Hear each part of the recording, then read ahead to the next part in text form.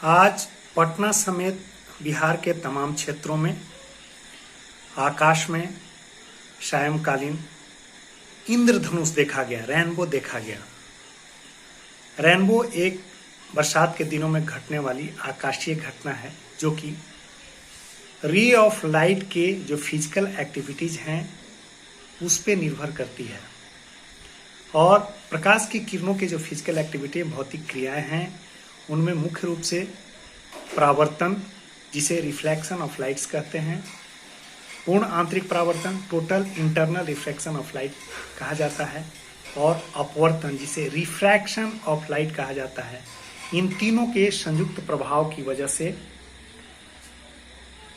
आकाश में suspended form में जो वाटर पार्टिकल्स होते हैं उसमें जब सायंकालीन में सूर्य की किरणें पड़ती हैं तो वाटर पार्टिकल्स से होकर के इन तीनों के प्रभाव की वजह से reflection of light, total internal reflection of light and refraction of light के ज्वाइंट इफेक्ट की वजह से जो रे ऑफ लाइट है, सन का रे ऑफ लाइट है, उसका डिस्पर्सन हो जाता है, जिसे वर्ण विक्षेप कहते हैं। और यही जो व्हाइट लाइट है जिसका 7 अलग अलग रंगों में डिस्पर्स होना एक अद्भुत आकाशीय घटना को जन्म देता है, जिसे इंद्रधनुष के नाम से जानते हैं। अब होता क्या है, इसे आप समझने की कोशिश कीजिए कि बरसात के समय में जो वाटर पार्टिकल्स होते हैं वह सस्पेंडेड फॉर्म में स्काई में, आकाश में होते हैं, और सूर्य की किरणें जब उससे पड़ती है, उससे होकर पास करती है, तो कुछ किरणों को वह जो है, कुछ लाइट्स को वह वाटर पार्टिकल्स जो है क्या करते हैं, रिफ्लेक्ट कर देते हैं। कुछ का टोटल इंटरनल रिफ्लेक्शन हो जाता है और कुछ का रिफ्रैक्शन हो जाता है। और इसकी वजह से जो प्रकाश है वह जिस तरह से प्रिज्म पर प्रकाश को थ्रो किया जाता है, लाइट को थ्रो किया जाता है, और प्रकाश जो व्हाइट लाइट है वह 7 अलग अलग कलर्स में डिस्पर्स हो जाते हैं, जिसे डिस्पर्सन ऑफ लाइट कहा जाता है। उसी तरह की क्रियाविधि यहाँ भी संपन्न होती है। यानी स्पष्ट रूप से जानने की बात है कि यहाँ पर जो वाटर ड्रॉपलेट्स हैं वह प्रिज्म की तरह काम करते हैं, जबकि जो सन रेज है वह इन्हीं प्रिज्म की भांति काम करने वाले वाटर पार्टिकल्स पे पड़ करके reflection of light, total internal reflection of light and refraction of lights के ज्वाइंट इफेक्ट की वजह से यह टूट जाते हैं, डिस्पर्स हो जाते हैं, जिसे आप देख सकते हैं इन डायग्राम्स में विबग्योर, यानी ये 7 लाइट्स जो हैं ये 7 लाइट्स में डिस्पर्स हो जाते हैं। अब हम इस आकाशीय घटना को समझने के लिए सबसे पहले 3 जो भौतिक गतिविधियां, जो फिजिकल एक्टिविटीज हैं, जिसे reflection of light, total internal reflection of light और रिफ्रैक्शन ऑफ लाइट्स है, उसको समझाएंगे। और इसे समझने के बाद आप इंद्रधनुष को अच्छी तरह से समझ जाएंगे।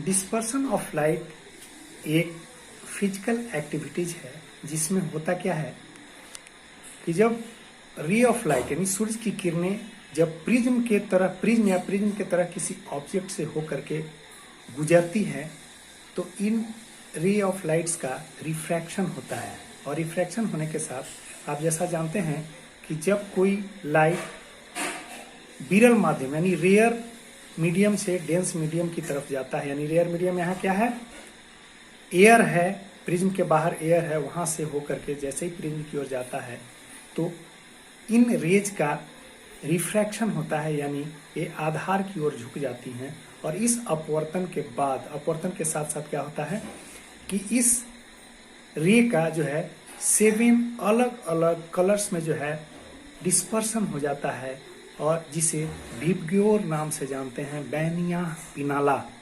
बैगनी, नीला, आसमानी, ग्रीन, पीला, नारंगी और लाल, ये जो 7 कलर हैं यानी violet, indigo, blue, green, yellow, orange और रेड, ये 7 रंगों में प्रकाश का विभक्त हो जाना, बंट जाना, डिस्पर्स हो जाना due to refraction of light, अपवर्तन की क्रियाविधि की वजह से बट जाना जो है, इसी को डिस्पर्शन ऑफ लाइट के नाम से जाना जाता है। और इसमें जो बनने वाले, विभक्त होने के बाद, बंटने के बाद, जो डिस्पर्स होने के बाद जो बनने वाले 7 कलर्स हैं, इसी को स्पेक्ट्रम ऑफ लाइट के नाम से भी जाना जाता है, जिसे आप शॉर्ट फॉर्म में विबग्योर के नाम से जानते हैं। VIBGYOR, V for violet, I for indigo, B for blue, G for green, Y for yellow, O for orange, R for red. बैंगनी, आह, पी, नाला, बैंगनी, नीला, आसमानी, हरा, पीला, नारंगी और लाल। इस तरह से प्रकाश के किरणों का 7 डिफरेंट कलर्स में, यानी जो व्हाइट रेज हैं उसको 7 डिफरेंट कलर्स में बट जाना डिस्पर्शंस ऑफ लाइट है। यह मुख्य रूप से किस कारण से होता है? यह जब प्रिज्म और प्रिज्म की तरह के ऑब्जेक्ट से होकर गुजरने वाली लाइट अपवर्तन यानी रिफ्रैक्शन एक्टिविटीज की वजह से जब 7 डिफरेंट कलर्स में बट जाता है, तो इसी को हम लोग डिस्पर्शंस ऑफ लाइट के नाम से जानते हैं। और यही, जैसा कि दोस्तों आपने देखा कि इंद्रधनुष के निर्माण में जो फिजिक्स के, खास करके प्रकाशिकी के जो 3 महत्वपूर्ण घटनाएं काम आती हैं या कार्य करती हैं, उसमें एक था प्रकाश का परावर्तन, दूसरा था प्रकाश का पूर्ण आंतरिक परावर्तन और तीसरा था अपवर्तन। अब यहाँ पर आप प्रकाश के परावर्तन को समझने का जो है प्रयास करें। आप देख रहे हैं कि कोई भी सरफेस है जो कि चिकना है, स्मूथ है, उससे आने वाली जो आपतित किरणें हैं वह आ रही हैं, उस सरफेस से पड़ रही हैं और उस सरफेस से होकर के लौट जा रही हैं। यही प्रकाश का परावर्तन है। आपने देखा है एक नॉर्मल है, अभिलंब खिंचा हुआ है। वह अभिलंब क्या है? जब सतह से एक ऐसी काल्पनिक या एक ऐसी इमेजिनरी लाइन है जो सरफेस से सीधा परपेंडिकुलर यानी 90 डिग्री का एंगल बनाते हुए एक लाइन खींची जाती है, इसको अभिलंब कहा जाता है। यानी जो प्रकाश की किरण सतह पे पड़ रही है, जिसे आपतित किरण कहते हैं, वही किरणें उसी सतह से टकरा करके उसी दिशा में लौट जा रही हैं, यानी सतह को पार नहीं कर रही हैं। तो ऐसी स्थिति में जो प्रकाश की किरणों का लौटना होता है, इसको प्रकाश का परावर्तन कहते हैं।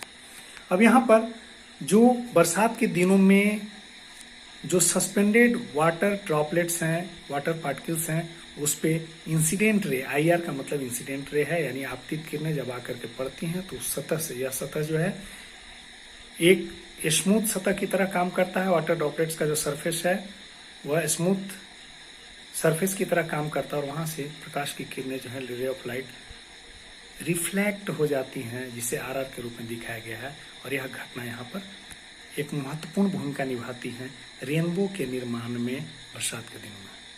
जैसा मैं बता रहा था कि बरसात के दिनों में जो आकाश में बनने वाले रेनबो हैं, यानी इंद्रधनुष जो बनते हैं, उसमें प्रकाश की एक घटना घटती है जिसका नाम है प्रकाश का पूर्ण आंतरिक परावर्तन, यानी total internal reflection of light. इसको समझने के लिए हमें सबसे पहले क्रिटिकल एंगल को समझना होगा और इसको समझने के लिए हमने एक डायग्राम का प्रयोग किया है। इस डायग्राम के माध्यम से हम लोग जो है total internal reflection of light को समझेंगे। यहाँ पर आपने देखा कि यह जो है 2 मीडियम है, एक मीडियम वाटर है जो डेंस मीडियम है रिस्पेक्टिव टू एयर, दूसरा मीडियम है एयर। और इस दोनों मीडियम को डिवाइड करने वाली जो रेखा है, इसको हम सरफेस लाइन के रूप में देखते हैं। और इस दोनों मीडियम को डिवाइड करने वाले रेखा यानी इस लाइन के परपेंडिकुलर एक लाइन है जिसको हम लोग नॉर्मल या अभिलंब के नाम से जानते हैं। अब आप देखिए इस डेंस मीडियम में से जो चलने वाली रे ऑफ लाइट है यानी इंसिडेंट रे है, जब यहाँ से आती है और आने के बाद यह इस दोनों के डिवाइडर सरफेस से होकर के गुजर जाती है, यानी रिफ्लेक्शन के बाद यह जो है सीधा गुजर जाती है। तो यहाँ पर आप देखिए कि इसके यह जो एंगल है इस परपेंडिकुलर से जो रिफ्रैक्शन के बाद जो एंगल बन रहा है परपेंडिकुलर से, इसको रिफ्रैक्टेड एंगल के नाम से, रिफ्रैक्शन एंगल ऑफ रिफ्रैक्शन के नाम से जानते हैं। यह 90 डिग्री है। तो उस स्थिति में जो इंसिडेंट रे डेंस मीडियम से जा रही है और वह परपेंडिकुलर के साथ जितना भी एंगल बना रही है और इस एंगल के रिस्पेक्ट में जो रिफ्लेक्टेड रे है जब नॉर्मल से 90 डिग्री का एंगल बना रही है, तो इस वाले एंगल को, जो इंसिडेंट रे का नॉर्मल के साथ एंगल है, इसी को हम लोग क्रिटिकल एंगल के नाम से जानते हैं, क्रांतिक कोण के नाम से जानते हैं। अब आप इस चीज को और भी स्पष्ट रूप से समझ लीजिए। जो रेड वाला डायग्राम है यह इंसिडेंट रे है, और जब इंसिडेंट रे का एंगल क्रिटिकल एंगल से बड़ा हो गया, आप देख रहे हैं कि यह बड़ा हो गया, तो ऐसी स्थिति में क्या हो रहा है, यह जो इंसिडेंट रे है वह टोटली रिफ्लेक्ट होकर के सेम मीडियम में जो है आ जाती है।